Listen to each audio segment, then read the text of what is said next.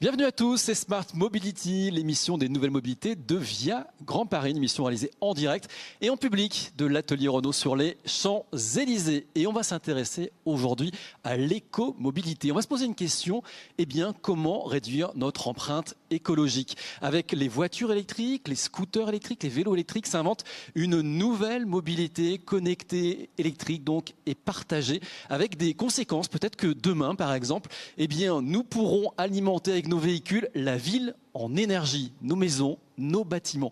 On va en parler avec nos invités. Il s'agit finalement d'un débat aussi bien sur la mobilité que la ville intelligente. Et on va en parler donc avec Marie Chéron. Bonjour. Bonjour. Marie Chéron, vous êtes responsable mobilité de la Fondation Nicolas Hulot et vous avez mené une étude sur la contribution du véhicule électrique à la transition énergétique. Merci d'être avec nous. Avec nous également Jean-Philippe Hermine. Bonjour. Bonjour. Vous êtes directeur plan et stratégie environnement du groupe Renault, constructeur qui travaille au déploiement du véhicule électrique. Avec nous également, nous avons François Collet. Bonjour, vous êtes chef de projet chez VDECOM. VDECOM qui est l'institut qui travaille au véhicule de demain, un véhicule décarboné, connecté et durable. Et vous vous occupez de systèmes de charge innovants et énergie partagée. Oui, bonjour. Avec nous également, bonjour, Dominique Lagarde. Bonjour Olivier. Qui est responsable des nouvelles mobilités pour Enedis, qui gère toute l'énergie, la met en réseau. Alors, avant de discuter avec nos invités et voir comment notre ville pourra être demain moins énergivore grâce à nos mobilités, je propose de regarder tout de suite un reportage réalisé par Christophe Rigaud, puisque l'enjeu, c'est pour nous tous de sortir du tout pétrole. Et l'une des pistes, c'est de circuler électrique. Mais comment le faire en diminuant au maximum notre empreinte écologique? Élément de réponse et ensuite on échange avec nos invités. Comment réduire notre empreinte écologique sur la ville? Parmi les solutions, se déplacer en polluant moins. Une écomobilité intelligente s'invente sans pétrole, aujourd'hui avec des moyens de locomotion le plus souvent électriques.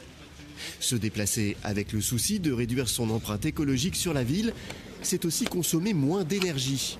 Et l'électrique est aussi concerné. La problématique du véhicule électrique, c'est son rayon d'action. Le rayon d'action, c'est la distance que l'on peut parcourir avec un véhicule sans être obligé d'interrompre significativement ce trajet. Pour cela, deux solutions. La première, celle que l'on voit ici, transmettre de l'énergie en continu au véhicule pendant le trajet. La deuxième, c'est ce qu'on appelle la recharge rapide ou ultra rapide, où on transmet une grande quantité d'énergie au travers d'une borne au véhicule. Et là, on parle de plusieurs dizaines, voire plus de 100 kW transmis au véhicule dans un temps qui est de l'ordre de grandeur d'un quart d'heure à une demi-heure. Réduire son empreinte écologique sur la ville, c'est consommer moins d'énergie, c'est aussi savoir mieux la recycler. Et si demain, ces véhicules qui se rechargent sur la ville alimentaient la Smart City en énergie? Ces chercheurs de l'Institut VDECOM à Versailles travaillent à une batterie bidirectionnelle pour nos voitures. Elle se recharge sur une borne et peut aussi alimenter en électricité un bâtiment. L'enjeu, en fait, c'est effectivement de partager l'utilisation de la voiture et donc l'énergie disponible de ce véhicule qui, au final, une grande partie du temps ne sert à rien aujourd'hui puisqu'on fait des très petits déplacements. Pouvoir bénéficier de cet apport d'énergie pour d'autres services. Ça peut être utilisé pour alimenter un bâtiment, mais ça peut aussi venir soutenir les réseaux. Demain, nos moyens de locomotion communiqueront avec leur environnement. L'enjeu, construire une Smart City moins énergivore que nos villes d'aujourd'hui, une Smart City durable, soucieuse de son impact sur le réchauffement climatique.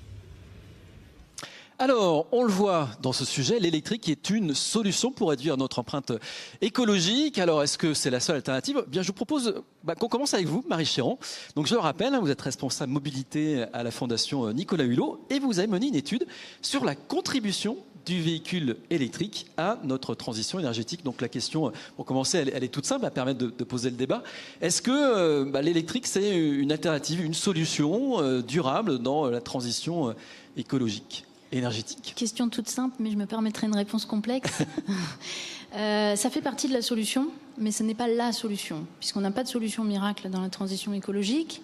Mais par contre, ce n'est pas une impasse. comme beaucoup le prétendent. Et ça fait partie des solutions qui sont sur la table et dont on a besoin pour engager la transition énergétique de ce secteur, qui a quelques années de retard, qui dépend largement des carburants fossiles, dont on va avoir besoin de se passer, et ce, le plus rapidement possible.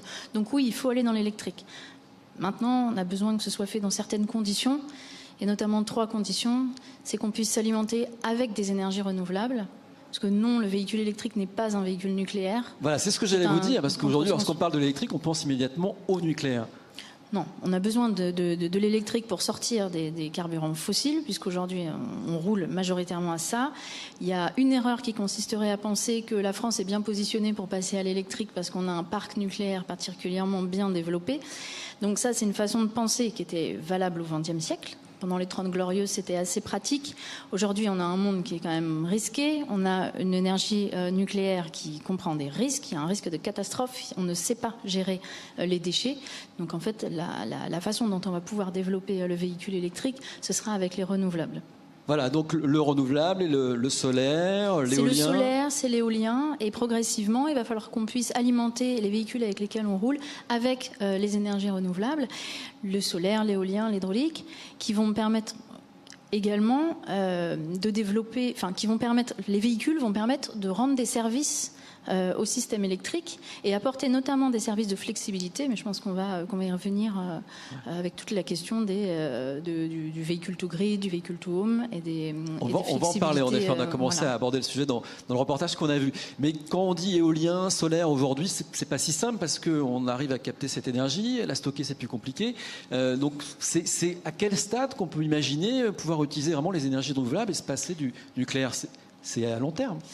Progressivement, dans les 20-30 ans qu'on a devant nous, il faut absolument qu'on arrive à ne rouler que aux ENR en 2050. Le cap, il est donné, les climatologues sont clairs. En 2050, on ne peut plus utiliser de carburant fossile.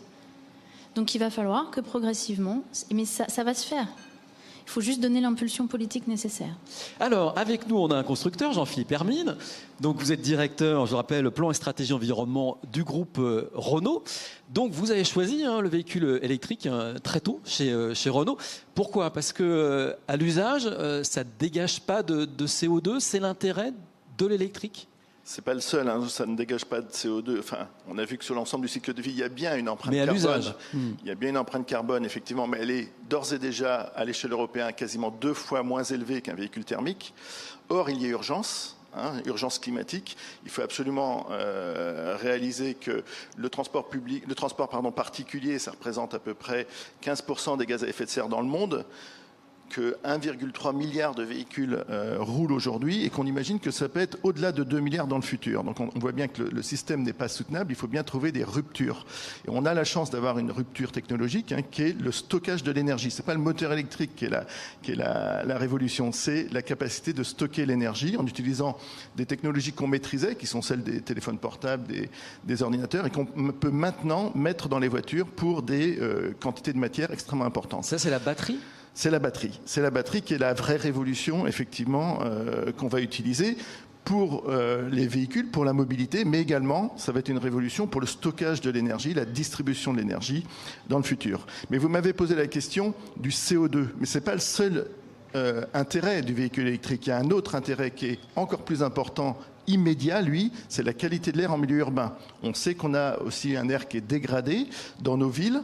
C'est encore plus vrai dans certains pays qui sont en développement.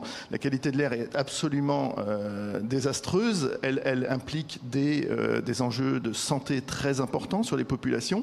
Eh bien, le véhicule électrique, là, apporte une solution immédiate au-delà du réchauffement climatique, qui est très important aussi, mais à cette question de la qualité de l'air. Et c'est pour ça que les Chinois vont aussi vite dans l'électrique, parce qu'aujourd'hui, c'est les numéros 1. Absolument. Ils n'ont pas un mix électrique qui est particulièrement, enfin, je veux dire, de la façon dont on fait l'électricité, qui est particulièrement favorable, puisqu'il n'est pas encore très décarboné. On a en Europe des pays qui sont très décarbonés, comme le Danemark, qui a 50% d'énergie renouvelable, l'Espagne également, d'ores et déjà. Donc on sait que c'est possible.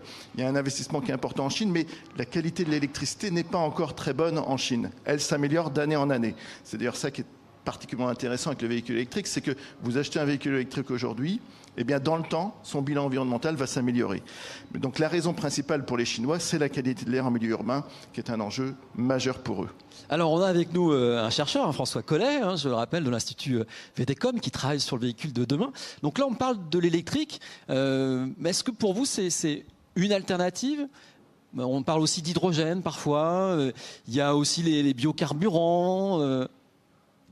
Alors, il y a plein de choses intéressantes. Donc, si on revient, le véhicule hydrogène, s'il est à pile à combustible, à l'intérieur du véhicule, ça reste un véhicule électrique. Seul l'avitaillement change, c'est-à-dire la façon de faire le plein, puisqu'on fera de l'hydrogène ou une prise électrique.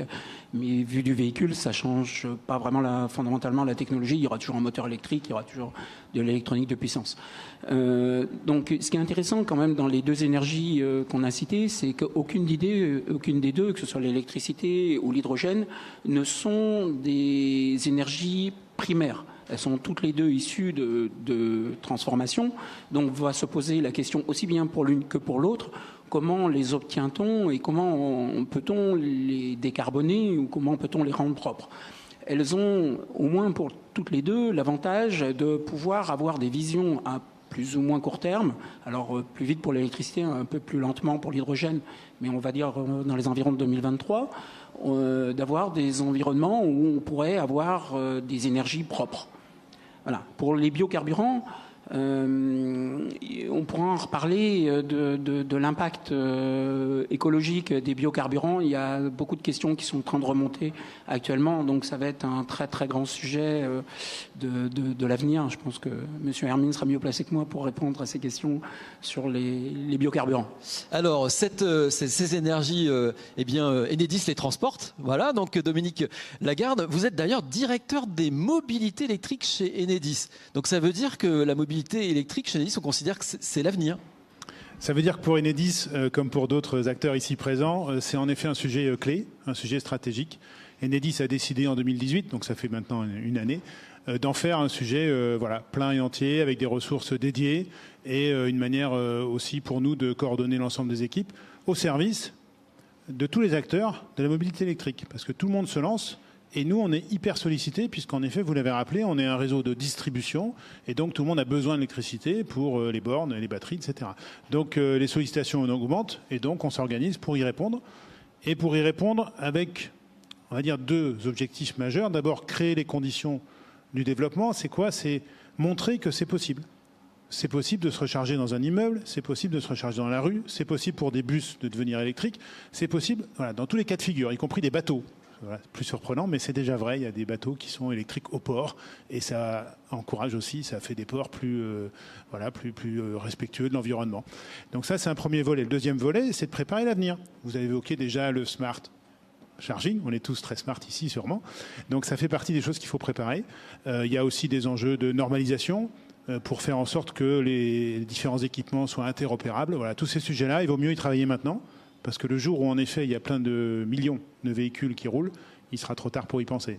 Voilà, donc le million de véhicules, on n'y est pas encore. C'est vrai qu'aujourd'hui, les immatriculations, c'est quelques 100 000 véhicules. Donc, c'est pas énorme sur un parc de 30 millions de véhicules, Jean-Philippe Hermine, je crois, aujourd'hui en France. Donc, c'est un petit pourcentage. Donc, on a le temps de voir venir, mais il faut s'y préparer. Oui, enfin, on a une croissance à 2 chiffres. On double presque tous les ventes tous les ans. Renault, je le signale, c'est quand même important pour nous. On est leader depuis le départ de cette aventure électrique en Europe, avec près d'un quart des ventes, avec Zoé notamment. Et puis, notre partenaire Leaf fait presque aussi bien en Europe. Donc, on a peu d'offres finalement en Europe aujourd'hui. Les constructeurs arrivent derrière nous avec 6-8 ans de retard, mais on considère tous maintenant que le marché va exploser. Ouais, Marie Chereau, alors vous n'êtes pas une spécialiste de l'automobile, mais on croit comprendre en fait que plus il y aura d'offres de véhicules électriques, plus on pourra accélérer cette transition énergétique. Oui, il y a besoin les consommateurs, les automobilistes ont besoin d'avoir des offres adaptées à leurs besoins. Ils le disent, c'est qu'aujourd'hui, le nombre de véhicules qui sont sur le marché ne répondent pas forcément à leurs besoins. Il y a par ailleurs une crainte et encore un petit déficit de confiance dans l'autonomie des véhicules. Il y a un déficit également de confiance vis-à-vis de la capacité à pouvoir se recharger. Donc il y a besoin de créer une confiance en fait vis-à-vis du système dans son entier. Il y a des infrastructures qui sont là, c'est possible d'y accéder, ça marche, votre véhicule a une autonomie suffisante pour vous transporter. Et aujourd'hui, il y a du travail et de la pédagogie à faire sur le sujet. Mais bon, d'ici un an, normalement, les constructeurs vont tous mettre un certain nombre de véhicules sur le marché, poussés par l'évolution des normes européennes qui fixent des objectifs de réduction d'émissions de CO2 au niveau européen. Et qui font que là, tous les nouveaux véhicules qui vont arriver progressivement seront à minima hybridés. Ce qu'il faut, c'est qu'on arrive à avoir sur le marché non seulement des véhicules hybridés, mais progressivement du full hybride et de moins en moins de diesel et d'essence jusqu'à ne plus en avoir sur le marché. Voilà, reste après la question du coût, Jean-Philippe Hermine, qui est aussi un frein aujourd'hui à l'achat, même s'il y a des aides de l'État, on a des aides de région aussi de plus en plus. Alors, il faut travailler le changement de comportement pour que les gens aillent vers l'électricité. Enfin, le véhicule électrique se disent c'est pour moi, mais en revanche, les gens qui ont adopté le véhicule électrique sont extrêmement satisfaits. On a un taux de satisfaction qui est très élevé parce que c'est très agréable de conduire électrique.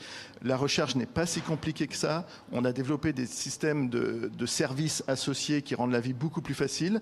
Les pouvoirs publics, les collectivités nous ont accompagnés pour rendre un peu le véhicule électrique plus attractif et plus facile, avec des parkings plus facilités, etc. Et donc l'expérience client quand on passe à l'électrique est toujours beaucoup plus positive que ce qu'on pense initialement. Alors aujourd'hui, on a même des startups qui se positionnent sur ce sujet de la mobilité électrique. On va retrouver Sébastien Cotet, notre journaliste qui nous accompagne toujours sur Smart Mobility, qui rencontre des startups. Et bien là, il a mis la main sur une startup qui travaille donc sur la mobilité électrique et partagée. Sébastien, vous êtes avec Olivier Delassus, qui est directeur général de Clem.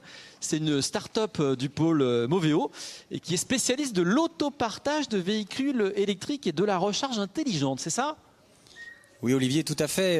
Olivier Delassus, donc c'est vrai, votre spécialité, c'est l'autopartage électrique et la recharge intelligente. D'abord, une question générale pour commencer. Selon l'Observatoire des mobilités émergentes, seulement 5% des Européens ont eu recours à l'autopartage en 2018. On peut dire que vous êtes un des pionniers de l'autopartage. Ça se développe comment, l'autopartage en France ? Alors 5%, effectivement, c'est une moyenne française, européenne, mais tout autopartage confondu, étant entendu qu'aujourd'hui, la majorité des voitures partagées sont des voitures thermiques, essentiellement des voitures en location de courte durée, dématérialisées. Et Clem, effectivement, est un vrai pionnier de la voiture électrique depuis bientôt 10 ans, où on est spécialisé à la fois sur le partage des voitures électriques et de leur recharge, avec la particularité d'être sur des territoires périurbains et ruraux, là où il y a vraiment d'apporter des solutions de déplacement quand il n'y a plus de transport en commun. C'est ça, c'est la question que j'allais vous poser en fait. Vous m'avez devancé. L'électromobilité, c'est vrai qu'on peut penser que c'est un concept qui tend à se développer dans les zones denses, mais vous misez aussi sur les zones périurbaines et rurales. Alors miser, c'est le développement de Clem jusqu'à aujourd'hui, où on a vraiment apporté à ces zones rurales et aussi périurbaines, je vais vous donner quelques exemples, des solutions de transport qui sont d'abord beaucoup plus économiques que les solutions de transport en commun, là où il y a plus de densité. Il faut savoir qu'un bus supplémentaire ou une navette coûte 30 à 50 fois plus cher que les solutions qu'on développe en partageant les voitures qui appartiennent déjà aux collectivités, et aussi une solution écologique, d'où l'enjeu de gérer à la fois le partage et la recharge de ces véhicules pour avoir un système qui a une vraie empreinte positive sur l'environnement. Alors en fait, ce ne sont pas les particuliers qui font appel directement à vos services. D'abord, ce sont les collectivités qui vous contactent. Oui, en effet, nos principaux clients à l'échelle territoriale, ce sont les collectivités territoriales. Et on répond vraiment à leurs enjeux d'apporter des solutions écologiques sur une mobilité en gérant mieux l'énergie localement pour recharger au mieux les véhicules sur leur territoire. Et ce marché justement de l'autopartage électrique, vous le voyez comment dans 10 ans, 15 ans? Ça va vraiment exploser? C'est exponentiel? Alors pour nous, effectivement, l'autopartage va avoir de plus en plus de pertinence avec des voitures écologiques. C'est ce que demandent nos clients collectivités. Et exploser, vous savez, chez Clem, on est déjà développé depuis 5-6 ans sur une centaine de villes et de communes. Il y en a 36 000 en France. Donc rien que pour nous, on a un gâteau qui est très intéressant et on s'y attelle tous les jours avec nos équipes. Sur le profil des utilisateurs de Clem, ce sont essentiellement des gens qui souhaitent réduire leurs empreintes écologiques, donc du coup qui laissent leur voiture au garage, ou bien ce sont des usagers des transports en commun. J'imagine que si c'est en tout cas en zone périurbaine et rurale, ce sont davantage des gens qui veulent laisser leur voiture au garage. Alors voilà, 2 exemples peut-être. Un sur des petites communes rurales où on est fortement implanté. Donc l'exemple historique chez Clem, c'est une commune qui est à la frontière de l'Orne et du Calvados qui s'appelle Tinchebray, sur lequel il y a 2 voitures depuis plusieurs années, qui peu à peu se développent. Et là, les utilisateurs, effectivement, sont des gens qui peu à peu ont abandonné leur 2e ou 3e voiture et utilisent couramment les services. Et ce qui est intéressant, c'est que ces voitures sont utilisées vraiment au maximum, tous les jours. Et les utilisateurs arrivent à équilibrer eux-mêmes le besoin de la voiture, le besoin d'autonomie de la voiture en fonction de leur déplacement. C'est-à-dire que si la voiture n'est pas rechargée à 100%, c'est pas grave. Ils sont capables de prendre une voiture chargée à 30% pour faire un voyage et ils savent très bien que ça leur suffit. Est-ce qu'on peut dire que des utilisateurs aujourd'hui, vos utilisateurs, tendent en tout cas à devenir des futurs automobilistes, en tout cas des futurs acheteurs de véhicules électriques? On peut dire que en fait, l'autopartage électrique, ça peut être une transition, c'est ça? Oui, en effet, c'est une de nos missions. Hein. Nous, on y croit, on y travaille tous les jours. Et sur des territoires plus larges, comme je vais donner l'exemple de Marne-la-Vallée, où on est implanté sur un territoire de 300 000 habitants, avec 70 stations, 160 points de charge, 40 voitures en partage. Là, on observe que peu à peu, les gens, comme on le disait à l'instant, conduire une voiture électrique, c'est vraiment sympa et c'est très fun. Donc les gens, peu à peu, se disent, tiens, ma 2e voiture qui me coûte de plus en plus cher, je vais l'abandonner, m'acheter ma propre voiture. Et donc, ils peuvent de toute façon se recharger sur les réseaux où il y a déjà des bornes. Donc on participe, oui, à l'évolution de la mobilité électrique sur les territoires qu'on opère. Merci beaucoup Olivier Delassus, directeur général de Clem. Merci Sébastien, on vous retrouve tout à l'heure avec une nouvelle start-up pour parler donc comment réduire notre empreinte écologique. Et finalement avec l'électrique on se rend compte qu'on va de plus en plus vers de la mobilité partagée. Donc c'est la fin peut-être de l'autosolisme quand on est tout seul dans sa voiture. C'est plus de monde sur la route et puis ça a plus d'impact évidemment sur notre environnement. Marie Chéron, donc ça vous y voyez aussi un intérêt, donc l'électrique encouragerait la mobilité partagée? C'est en tout cas une des conditions pour que ce soit une solution dans la transition écologique. C'est-à-dire que quand on a analysé le cycle de vie du véhicule électrique, l'impact majeur, il se fait à la fabrication. C'est la batterie. La batterie, c'est une grosse partie de l'impact. C'est jusqu'à 70% de l'impact environnemental. Donc on a tout intérêt à optimiser l'usage que l'on en fait sur le nombre d'années qui est prévu pour réduire l'impact au kilomètre parcouru. Or, les véhicules particuliers, on les utilise, mais on les laisse stationner 95% du temps. Donc on a là une opportunité, si on les partage, de multiplier le nombre de kilomètres possibles faits avec un même véhicule et donc d'optimiser l'usage de la batterie. Et on a calculé dans l'étude la marge de manœuvre qu'on avait pour optimiser ces batteries. Et sur des batteries de citadine, on s'est rendu compte qu'on pouvait multiplier par 4 le kilométrage d'un Français moyen sur sa durée de vie sur 10 ans. Ça veut dire si vous voulez sous-utiliser un véhicule ou l'utiliser comme on le fait aujourd'hui, c'est-à-dire 10 000 km par an en moyenne, on va dire entre 8 et 12 000, c'est une sous-utilisation. Quelque part, ça relève un peu du gaspillage. Et on est dans un siècle où on ne peut plus se permettre de gaspiller nos ressources. Les ressources de la batterie, ce sont aussi des ressources qui peuvent être limitées. Donc on a tout intérêt à les utiliser mieux et donc à faire en sorte de partager les véhicules. Voilà, donc on l'a vu avec l'exemple de cette start-up, mais les constructeurs automobiles aussi se mettent à l'autopartage. C'est votre cas notamment. Allô ? Oui. Donc on a effectivement tout un programme de nouvelle mobilité, c'est très important et on souhaite être pionnier là-dessus aussi. On avait la chance sur Renault de disposer de petits véhicules électriques, puisque encore une fois on a été les premiers à développer ce type de véhicule avec notamment Zoé, et donc ça nous a permis de nous positionner sur des nouveaux services de mobilité autopartage ou voyage partagé, ou encore services de mobilité type Marcel, qui était l'équivalent d'Uber, mais sur des véhicules électriques à Paris. On l'a positionné sur le véhicule électrique. Et aujourd'hui, Renault est donc le leader en Europe de la mobilité partagée électrique, avec à peu près 5000 véhicules qui roulent en autopartage ou en free floating, comme Movin à Paris. Et c'est effectivement un axe très fort que l'on a retenu pour le développement de nouvelles mobilités. Elles seront électriques chez Renault en particulier. Alors, oui, je vous en prie. Si je peux me permettre, sur ce cas du partage, non seulement c'est une opportunité pour l'écologie, mais c'est surtout une opportunité pour réduire le budget des ménages pour leur mobilité du quotidien. Récemment, les chiffres de cette année sont sortis. C'est plus de 6 000 € pour un automobiliste, pour une citadine, par an. Ce budget est conséquent. On a un budget mobilité qui précarise les ménages. On a une crise sociale dans notre pays. Le fait de pouvoir partager les véhicules, c'est une des possibilités pour regagner du pouvoir d'achat. Alors, comme on parle de notre empreinte écologique, vous avez commencé à aborder le sujet de l'usage. On voit bien l'usage d'électrique, ça dégage pas de CO2, mais se pose la question du cycle de vie. Donc le cycle de vie d'un véhicule, c'est sa construction et puis son recyclage. Là, aujourd'hui, François Collet, on en est où par rapport à un véhicule thermique? Et puis on posera la question à Marie Chéron parce qu'elle a travaillé sur le sujet. Donc aujourd'hui sur le véhicule électrique, aujourd'hui il y a une mise en place d'une filière de recyclage de batteries. Beaucoup de gens en parlent, mais elle existe. Il y en a notamment une en France, il y en a une en Belgique avec 2 voies technologiques différentes, mais aussi pour des volumes destinés à des volumes différents.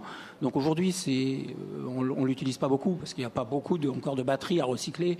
Ça veut dire que les batteries sont meilleures que ce qu'on imaginait aussi. Donc c'est aussi une bonne image. Mais aujourd'hui, il y a des choses qui sont déjà en place. Donc après, dans le recyclage, malheureusement, tout le monde parle beaucoup du lithium, mais c'est le seul aujourd'hui qu'on ne recycle pas parce qu'il est trop peu cher. Et avec, on va dire, les volumes qui augmenteront, le prix augmentera, et donc vraisemblablement, on le recyclera. Aujourd'hui, c'est pas vrai pour les téléphones portables ni pour les PC. On ne recycle pas le lithium des batteries actuellement pour ces objets-là. Marie Chéron, dans l'étude que vous avez menée pour la Fondation Nicolas Hulot, vous travaillez sur le cycle de vie. Ça veut dire aussi que vous travaillez sur la question des minéraux pour fabriquer cette batterie aussi? Oui, parce les batteries sont des grosses consommatrices de minerais et concourent aujourd'hui à l'accroissement de la demande sur ces minerais-là. Et sur ces minerais, on a des impacts environnementaux depuis l'extraction, pour extraire les minerais, les transformer et puis ensuite produire les batteries. Sur l'extraction, on a un problème parce que ça consomme énormément d'énergie. Il faut utiliser énormément d'énergie pour aller extraire ces matières-là. Et en général, c'est une énergie carbonée. La plupart de ces minerais sont extraits en Chine, en Amérique latine, certains en Afrique, mais ça nécessite énormément d'énergie. Si au bout d'un moment on a besoin de plus d'énergie pour extraire des minerais qu'après on a besoin pour rouler, on entre dans une incohérence qui ne fonctionne pas. On compte sur les prochaines générations de batteries pour être d'autant plus efficaces, pour pouvoir se passer de certaines ressources minérales. C'est le cas par exemple du cobalt, donc il y a des bons espoirs pour que d'ici quelques années on puisse avoir des batteries où il n'y a plus besoin de cobalt. Il y a déjà des batteries dans lesquelles on n'a pas besoin de terres rares. Donc tout ça c'est assez prometteur. Maintenant il va falloir y aller vraiment et être sûr de pouvoir réduire vraiment les niveaux de consommation. Je parle d'un problème donc de consommation d'énergie, mais on a aussi le fait que quand on transforme ces ressources, on injecte de l'eau, des produits dans le sol, donc on a une dégradation des sols, on a une dégradation des eaux, on a une dégradation de la biodiversité sur ces territoires-là en général. Et on a des territoires, c'est notamment le cas en Asie, où on a des territoires qui sont quasi en état de saturation. Et aujourd'hui, par rapport à un véhicule thermique, ça reste quand même intéressant, ce cycle de vie de l'électrique, oui, y compris l'extraction de minerais? Oui, ça reste intéressant parce qu'on peut agir sur la question de la fabrication des batteries. Comparé aux véhicules thermiques, parce qu'on peut pas. La question de l'extraction des ressources fossiles, elle est définitive. On doit en sortir. C'est terminé. Donc, faut se mettre une deadline. Dans 10 ans, on arrête d'en vendre. En 2050, on arrête de rouler au carburant fossile. Je vous rappelle que, que ce soit quand on extrait du pétrole ou du gaz, il y a aussi des conséquences environnementales. Par contre, on travaille en parallèle pour faire en sorte que les batteries soient plus efficaces, que l'extraction des minerais se fasse de manière plus propre, pour qu'il y ait des normes sur la production des batteries dans les pays asiatiques notamment, parce que c'est là-bas que ça se fait, hein, c'est en Chine, au Japon, en Corée du Sud, là où on a des émissions liées à la fabrication des batteries, des cathodes et des anodes. On a besoin d'avoir des normes beaucoup plus fortes sur l'industrie là-bas. On a besoin que ces pays-là passent aussi aux énergies renouvelables, hein. On parlait de la Chine tout à l'heure, donc qui fonctionne essentiellement au charbon et qui construit du nucléaire à tour de bras. On a besoin qu'elle fasse aussi sa transition énergétique, il faut la soutenir là-dedans. C'est un mouvement global. Je crois qu'il faut qu'on voit en fait cette économie, et notamment le secteur de l'automobile, est un secteur pilier de l'économie, c'est un secteur pilier d'une économie qui est aujourd'hui mondialisée, et il faut qu'on le voit dans sa globalité. Jean-Philippe Hermine, on le voit, hein, la clé, ça a vraiment l'air d'être la batterie. Ah ben, la clé, c'est la batterie. On parle de l'extraction et du besoin en matières premières. Je vous rappelle qu'un véhicule thermique a besoin de matières premières aussi, certaines qui sont rares, hein, comme les platinoïdes, pour dépolluer les véhicules, dans des conditions aussi qui sont relativement problématiques potentiellement pour l'environnement. Il n'y a pas d'activité sans impact, il faut bien se le rappeler. Le recyclage, en revanche, dont on parlait tout à l'heure, est une solution pour s'affranchir de l'exploitation des matières premières et toujours nourrir le système industriel par des matières premières issues de l'extraction et de la mine. Donc c'est très important le recyclage.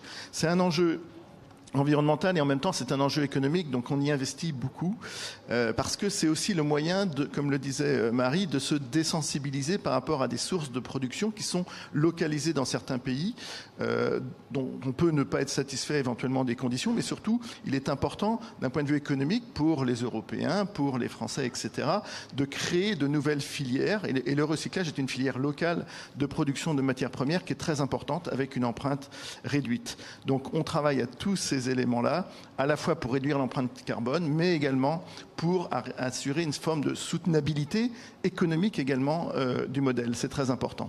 Dominique Lagarde, si la batterie c'est la clé, les infrastructures qui nous permettront de recharger notre batterie, c'est évidemment la big clé, quoi, parce que c'est vrai qu'il y a un énorme travail sur le réseau, le déploiement de l'infrastructure pour accueillir ces véhicules électriques. La connexion de l'infrastructure au réseau. On a à Enedis cette mission d'accueillir finalement toutes les demandes de branchement au réseau, qu'elles proviennent des énergies renouvelables, on les a citées, qu'elles proviennent du développement économique, hein, des magasins, des immeubles, etc. Et donc qu'elles proviennent aussi des fameuses bornes de recharge, des points de charge. Aujourd'hui en France, il y a quand même 25 800 points de charge qui sont accessibles au public. Il y a plein de points de charge privés. Mais ceux qui sont accessibles, ceux qu'on repère dans la rue, dans les campagnes aussi, beaucoup, il y en a 25 800 pour un parc de véhicules de l'ordre de 200 000 voitures. On a un point de repère général à l'échelle européenne qui est d'avoir un point de charge pour 10 voitures. On est à un point de charge aujourd'hui pour 6 à 7 voitures en France. Donc on n'est pas si mal. Donc aujourd'hui, ceux qui utilisent des voitures électriques, il y en a donc quelques-uns et ils sont en effet très contents, y compris des nôtres, puisque nous, à Enedis, on a 1800 voitures électriques qui roulent donc chaque jour. Donc on a cette expérience de véhicules électriques.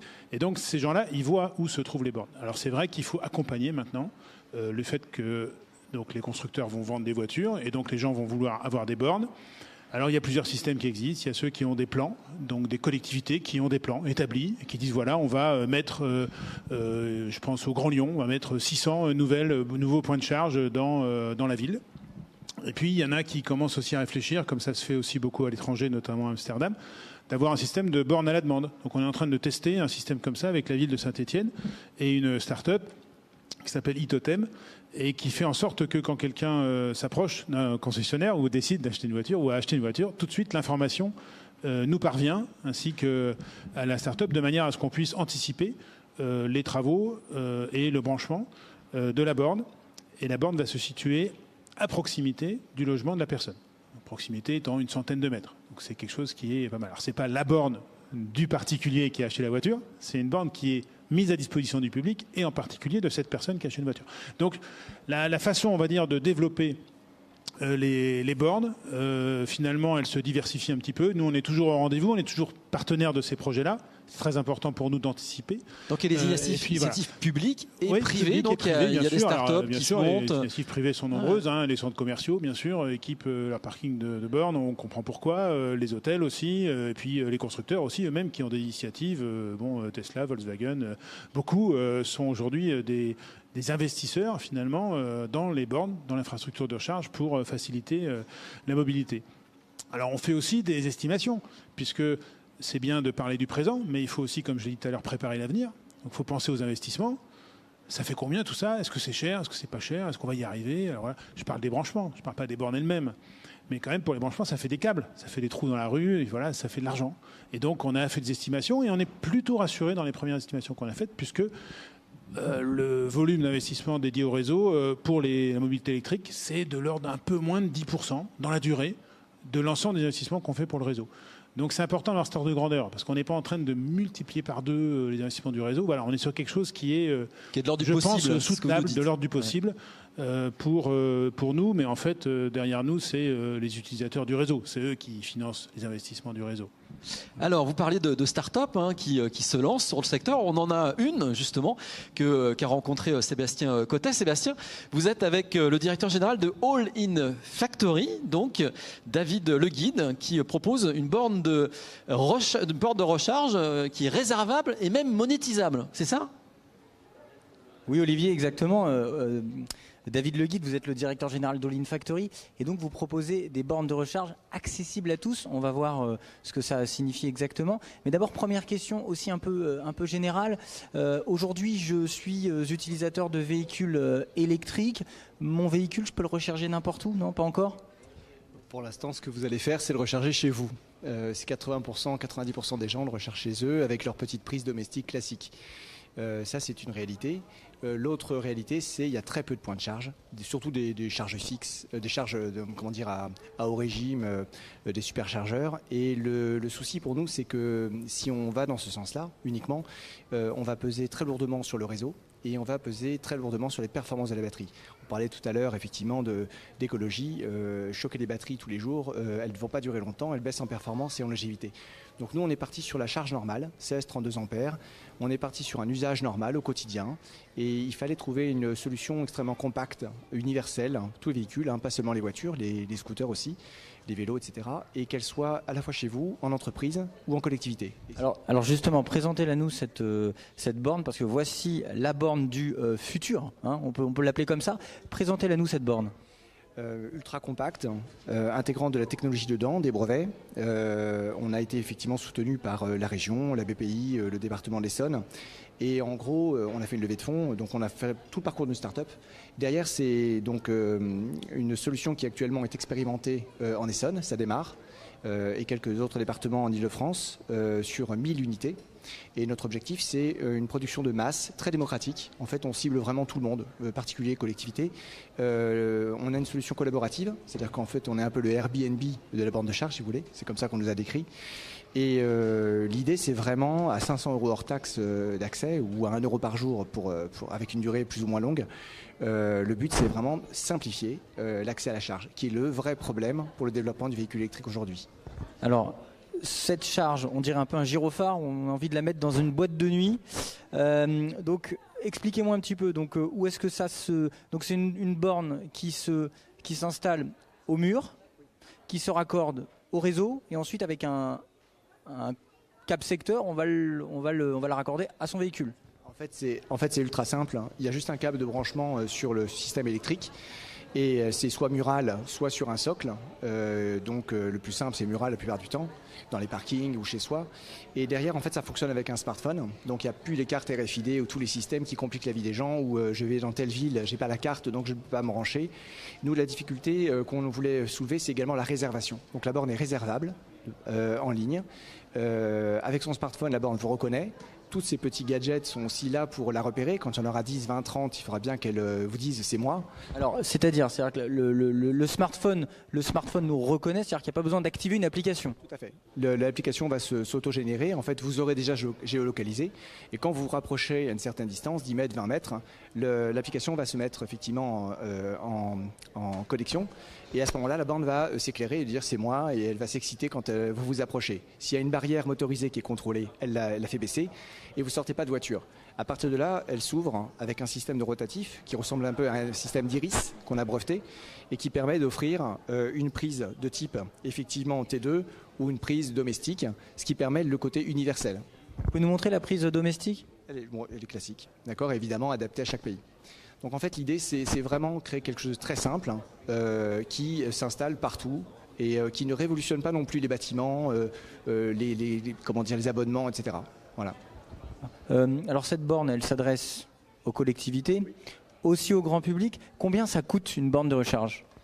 Alors, pour le grand public, les prix sont assez serrés. Donc, on est entre 500 € et 1000 €. Donc, nous aussi, on est à ce prix-là. On sera à 500 €. Par contre, derrière, elle est partageable. Donc, on fait un peu le Airbnb, ce qu'on évoquait tout à l'heure. Pour les collectivités et les entreprises, souvent, les prix décollent. Nous, non. C'est la même borne. Et elle est accessible pour n'importe quelle collectivité. Et c'est assez simple de l'employer. Après, l'abonnement est gratuit, fonctionnant sur le téléphone. Et c'est l'utilisation qui est payante. Là-dessus, on opère. Et derrière, on reverse 90% de tout le chiffre d'affaires qu'on encaisse.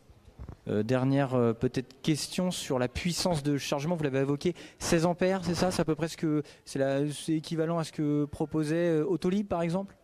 Alors Autolib proposait du 16 ampères. En fait, on entend beaucoup de superchargeurs effectivement avec des puissances qui grimpent. C'est très bien, ça sera utile pour les urgences, pour les grands trajets, etc. Mais au quotidien, vous n'irez pas faire la queue tous les jours à un superchargeur et vous aurez besoin de vous charger chez vous et au bureau ou en ville quand vous faites vos déplacements. Donc 16 ampères suffit à 80% des cas puisque vous dormez, vous travaillez, votre voiture, elle reste 22 heures sur 24. J'ai donc l'occasion largement de la charger. Et ensuite, au niveau du kilométrage, si vous faites 40, 50, 80 km par jour, j'ai suffisamment de temps pour vous charger en 16 et en 32 ampères. Merci beaucoup David Legui de nous avoir présenté donc cette borne du futur. Vous êtes le directeur général d'All in Factory, Olivier. Merci Sébastien, vous restez avec nous, partez pas avec votre boule à facettes. Je sens que vous avez envie de partir en soirée là, mais restez un petit peu avec nous, hein, Sébastien. Alors Marie Chéron, c'est intéressant cette initiative parce que on le voit bien sur le champ de l'électrique, il y a les voitures connectées partagées, il y a des startups qui s'intéressent au sujet, et puis on a même des startups qui essaient de trouver des solutions sur des bornes de recharge. C'est bien, ça phosphore, ça va dans le bon sens. Ça va dans le sens d'une plus grande accessibilité pour tous, d'une simplification. Il faudra évidemment que ça aille aussi dans le sens d'une efficacité, que ça permette par exemple d'accompagner les automobilistes dans la gestion de la recharge. Pour éviter de se charger au moment des heures de pointe, par exemple. Donc pour donner des signaux tarifaires, pour donner des indications sur à quel moment charger, pour pas que, parce que vous savez que là on a commencé ce débat sur la question de la transition énergétique, et le véhicule électrique qui va être viable dans cette transition, s'il n'accroît pas la consommation d'électricité en France. Un des gros enjeux de la transition énergétique, c'est de ne pas accroître la consommation. On a besoin de baisser la consommation d'énergie dont on a besoin et que l'on consomme.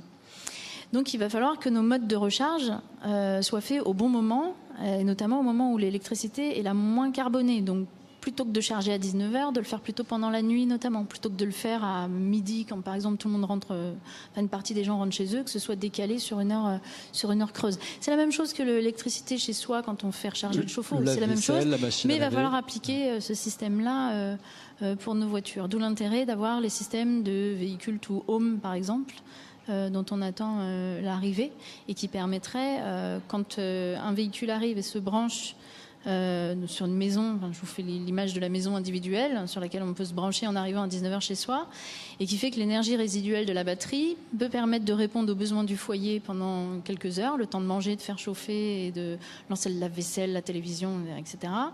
Et puis de recharger le véhicule pendant la nuit, histoire d'avoir des systèmes de recharge comme ça qui sont intelligents. Et là-dessus, effectivement, toutes les startups et toutes les innovations qui vont venir vont évidemment aller dans le bon sens.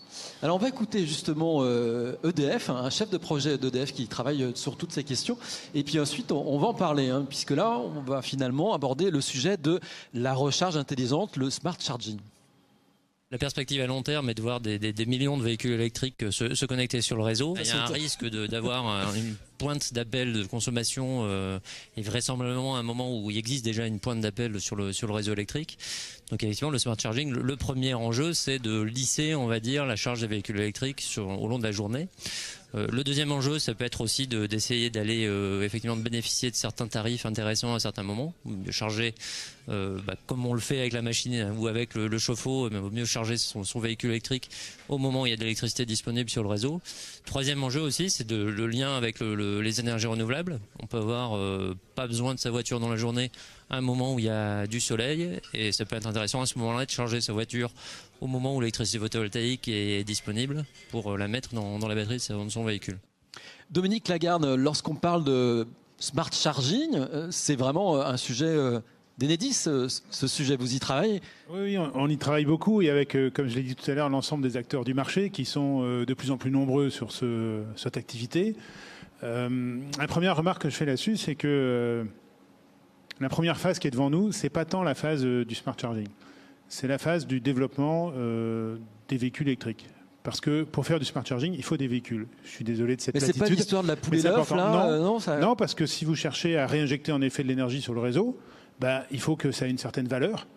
Et l'énergie électrique, en France, c'est pas si cher que ça. Un plein, c'est 2, 3, 4 euros. Et donc, ces 2-3 euros, si vous voulez en profiter pendant que la voiture est à l'arrêt, il vous faut quand même un modèle d'activité qui vous rémunère. Voilà. Donc il ne faut pas avoir trop de coûts fixes, parce que quand on a une valeur qui est de l'ordre de 2 à 3 euros à faire fructifier, il ne faut pas trop payer des salaires trop élevés, etc. Donc il faut pouvoir agréger beaucoup de véhicules. Alors c'est aussi pour ça que ce qu'on a évoqué, les flottes de véhicules, l'autopartage, tout ça, ça facilite les choses.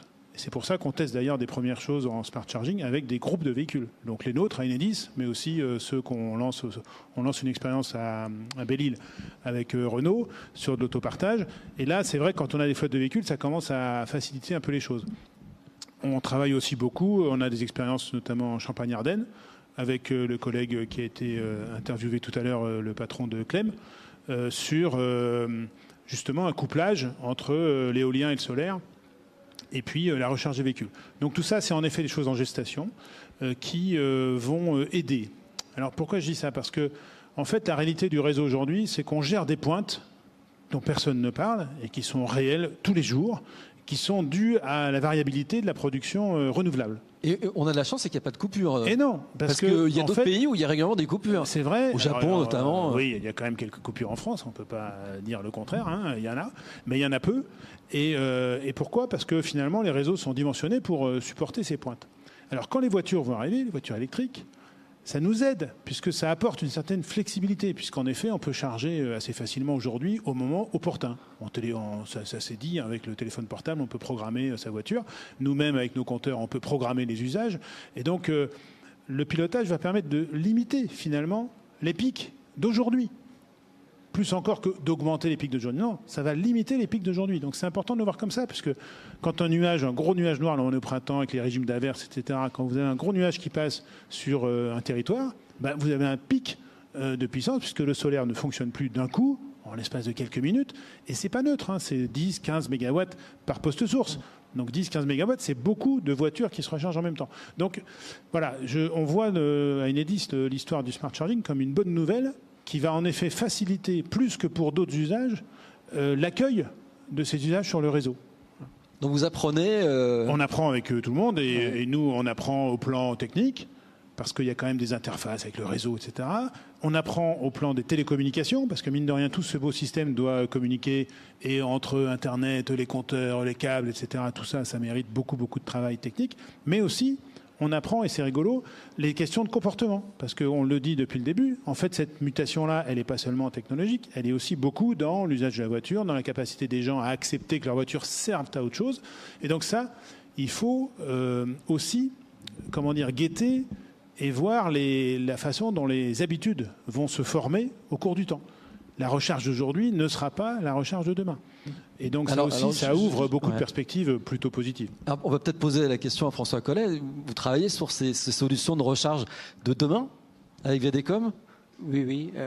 Alors moi je pense que la première chose, elle a été évoquée, c'est vraiment regarder les usages et surtout ne pas avoir l'idée que les usages qu'on voit aujourd'hui, ce sont forcément les usages de demain, parce que aujourd'hui on est plutôt avec des early adopters, donc on est encore on est au début, dans la première phase, et on n'est pas certain que demain, quand le véhicule électrique va se généraliser, les gens vont se comporter de la même façon. Pour preuve, il a été cité dans un des reportages que la recharge se faisait principalement à domicile. Il faut avoir en tête que 70% des Européens, parce qu'on est aussi au moment d'un vote européen, n'ont pas de place de parking fixe.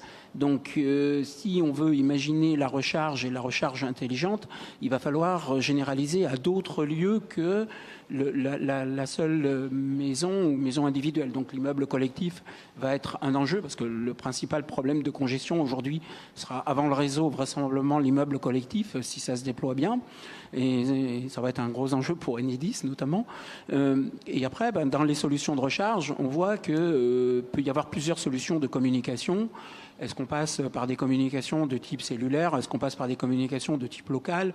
Comment on va gérer le paiement? Comment on va gérer les services? Quelles sont les informations qui vont transiter? Donc on voit souvent des informations de type tarifaire, mais est-ce que ce sont les plus pertinentes? Est-ce qu'on est à la bonne dynamique? Si on parle par exemple d'énergie renouvelable qui s'arrête en quelques secondes, il faut 1 à 2 secondes pour des variations d'éoliennes sur certains points ou sur des variations d'ensoleillement. Bon, si on a des signaux tarifaires et qui sont nationaux, ça va prendre un petit peu de temps pour les agréger et les redescendre. Donc on voit que c'est pas suffisant. Donc aujourd'hui, on imagine aussi des communications de type local, donc qui pourraient se déployer, donc des communications, on va dire, entre le véhicule et la borne récupérant des informations, on va dire, autour d'elle. Alors, bien souvent, quand on imagine des solutions comme ça, se pose la problématique du business model.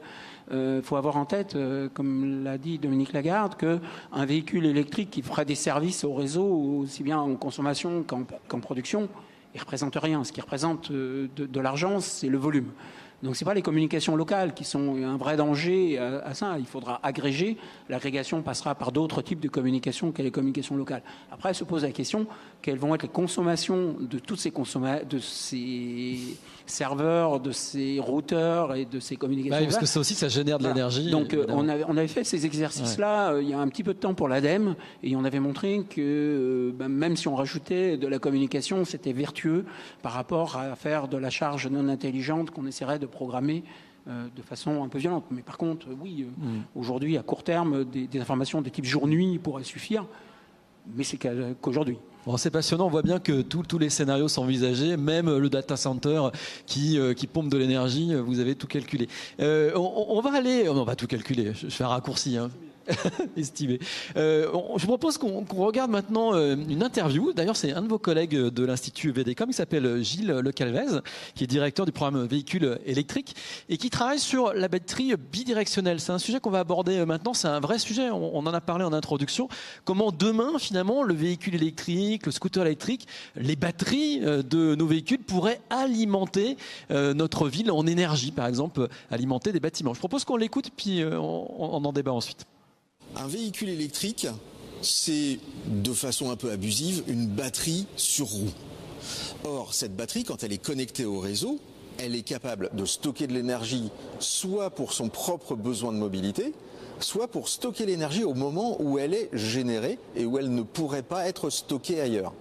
Donc on va stocker l'énergie dans la batterie et quand le réseau aura besoin d'énergie, on peut aller chercher l'énergie en question dans la batterie du véhicule. C'est ce qu'on appelle la gestion de la recharge bidirectionnelle.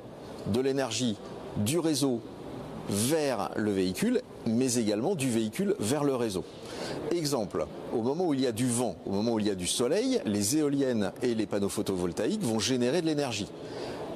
Une batterie de véhicule électrique peut stocker cette énergie et la restituer la nuit quand il n'y a plus de soleil pour, par exemple, venir compenser une demande d'énergie supplémentaire d'un habitat en termes de chauffage. Alors Jean-Philippe Hermine, je me tourne vers le constructeur automobile. Est-ce que aujourd'hui ça existe déjà une voiture qui va recharger par exemple une maison ou est-ce que c'est de la science-fiction? Oui, ça existe. Ça existe déjà. Oui, les Leaf sont équipés de systèmes bidirectionnels comme ça. Bon, c'est apparu d'abord au Japon, c'est normal parce qu'ils avaient un déficit probablement de distribution avec les événements qu'ils ont connus. Il y a des crises liées aux intempéries, enfin aux événements naturels. Mais effectivement, la technologie a été développée là et on va la généraliser avec un développement technologique là aussi qui se fait. On a équipé quelques Zoé d'ailleurs, nous de notre côté, et on va généraliser. Mais en prototype ou... Pas seulement. On est déjà dans du service aux Pays-Bas où on a du bidirectionnel qui sert à réalimenter le réseau. C'est effectivement un des potentiels à exploiter du véhicule électrique. Marie disait tout à l'heure, le véhicule thermique classique reste 95% du temps en stationnaire sans aucun usage. Eh bien, on va pouvoir utiliser le véhicule, même quand il est en arrêt, en lui donnant une utilité. Ce qu'on voit, c'est finalement... il y a un gros potentiel à exploiter tout le système du véhicule électrique dans une approche vraiment systémique avec les énergéticiens, avec les urbanistes, avec des gens qui vont offrir du service de mobilité pour optimiser tout cela. Donc on est tous en train de travailler à ces parties du système qu'il va falloir mettre en œuvre, mettre en place. Beaucoup existent d'ores et déjà. Il y a des choix technologiques à faire, il y a des choix de business model qui se mettent en place, mais c'est vraiment tout ça extrêmement prometteur pour en fait arriver d'une part à diminuer l'empreinte générale environnementale du véhicule électrique, mais d'autre part aussi générer de la valeur dans la gestion énergétique générale de la mobilité. Une question, est-ce que c'est gadget? Est-ce que c'est un argument marketing pour le constructeur? Est-ce que ça peut, est-ce que le véhicule que j'utilise électrique toute la journée, que je mets chez moi le soir après qu'il ait été rechargé, il peut me charger quoi longtemps ma maison, faire mon chauffage? Qu'est-ce qu'il peut faire? Alors effectivement, l'élément le plus simple à expliquer, c'est la recharge de la maison. Mais l'enjeu réel, c'est l'interaction avec le réseau de distribution, le réseau de production d'énergie. C'est là que les gros enjeux économiques et environnementaux sont. Et c'est ceux sur lesquels on travaille d'ores et déjà avec les acteurs de l'énergie. Alors on va poser la question à Dominique Lagarde alors. Moi, ce que je peux confirmer, c'est qu'en effet, les travaux de recherche et développement pour vérifier que c'est faisable sont faits. On l'a fait avec les quelques marques qui ont été citées dans des travaux de R&D, dans le laboratoire, etc. La phase dans laquelle on entre, c'est la phase où on fait des tests en vraie grandeur sur un certain nombre de voitures et avec des acteurs du marché qui tous ont besoin de vérifier leurs calculs. Parce qu'en effet, il y a un potentiel, mais c'est bien de le dire, encore faut-il l'attester par des vraies opérations. Et donc, on a en préparation une manip qui consiste en effet avec plusieurs dizaines de voitures, donc plusieurs dizaines d'utilisateurs, sur des parkings d'entreprise ou bien sur des parkings publics, de tester le véhicule to grid. Et donc, c'est des enjeux humains, c'est-à-dire est-ce que j'accepte ou pas de confier ma batterie pour une optimisation agrégée, etc. Il y a des enjeux contractuels. Finalement, ça rapporte quoi et quels sont les risques partagés entre les différents acteurs? Et puis, il y a des enjeux techniques, parce qu'à la fin, quand même, il faut que l'électricité, elle revienne vers le réseau ou vers la maison. Et donc, il faut qu'elle revienne de bonne qualité. Il ne faut pas qu'il y ait aussitôt des impacts sur votre ordinateur, etc. Donc, ces trois enjeux-là, il faut les tester en vraie grandeur. Et c'est ça qu'on va faire dans les prochaines semaines, prochains mois. On est en train de chercher les sites, justement, et de chercher les gens qui sont prêts à contribuer à ce genre de test. Alors voilà, donc je pense qu'il y a un vrai potentiel. Et à nouveau, pour nous, c'est plutôt facilitant. Et pour les gens qui vont réussir à valoriser cette énergie sur le marché de l'énergie, parce que c'est quand même là que ça se situe, pour équilibrer l'ensemble du marché de l'énergie, et là c'est en lien avec nos collègues du réseau de transport d'électricité, c'est encore là aussi des modèles à tester en vraie grandeur. Les calculs sont faits. Hein. Il y a des entreprises qui qui se montent aujourd'hui, qui sont dédiées à cette activité-là. Mais voilà, maintenant, il faut qu'elle puisse continuer et il faut surtout qu'il y ait des véhicules qui soient connectés au réseau sans être en recharge. Voilà, donc il faut cette population-là qui est intéressante. Si je peux permettre de donner des exemples concrets, aujourd'hui, par exemple, dans les hôpitaux, il y a des obligations qu'en cas de coupure de réseau électrique, il y ait des batteries et après des groupes électrogènes qui se mettent en route parce qu'on ne va pas arrêter une opération parce qu'il y a une coupure électrique. Donc, typiquement, aujourd'hui, il y aurait un véritable intérêt à ce que les employés de l'hôpital mettent à disposition leurs véhicules électriques plutôt qu'utiliser aujourd'hui des batteries qui sont des batteries au plomb sur lesquelles le taux d'utilisation est très faible. Donc on parlait tout à l'heure de la valorisation de la matière. Donc aujourd'hui, c'est des choses sur lesquelles on investit et finalement qu'on espère ne jamais utiliser parce qu'on espère que le réseau est suffisamment robuste pour ne jamais avoir à l'utiliser. Le fait de ne pas avoir à investir côté du bâtiment et pouvoir compter exactement comme sur la mobilité sur l'usage pour offrir ce type de service-là, ça fonctionne très bien parce que vous avez toujours un être humain qui est venu, un collaborateur qui est venu travailler dans ce lieu-là. Donc vous avez toujours un véhicule qui est à disposition, au moins celui du collaborateur. Donc voilà. Donc ça, c'est des exemples où vous avez un très bon partage de ce type d'activité-là. L'exemple de l'hôpital est vraiment très bon. Merci, c'est vraiment une très très bonne idée. Marie Chéron, là on est presque dans le social, c'est intéressant. Et on est vraiment dans je limite au maximum mon empreinte écologique. Alors, pour limiter à fond, il va y avoir quand même des petites conditions supplémentaires. Non, mais j'en rajoute un petit peu. Il faut. Non, mais on voit qu'on est tous d'accord sur le potentiel en fait, que ça a pour aussi maximiser l'utilisation des ressources de la batterie. Néanmoins, il y a deux petites choses. La première, c'est que ça peut devenir aussi un argument pour faire des batteries de plus en plus grosses. Quand on regarde le cycle de vie des véhicules, on se rend compte que la batterie, c'est un des facteurs qui va alourdir l'empreinte écologique. Plus on veut de l'autonomie, plus ça pèse lourd, plus il y a des matières dedans et plus c'est impactant, il y a un impact lourd sur l'environnement. Or, on se rend compte que les services au système électrique, ils peuvent être rendus, c'est pas la peine d'alimenter la course à l'autonomie. Donc il y a cette petite vigilance à faire en sorte qu'on ne développe pas non plus des batteries de plus en plus grosses pour soi-disant rendre des services au système électrique. Et puis ne pas non plus croire qu'on a besoin qu'on aura des services satisfaisants, qu'on a besoin d'avoir 15-20 millions de véhicules.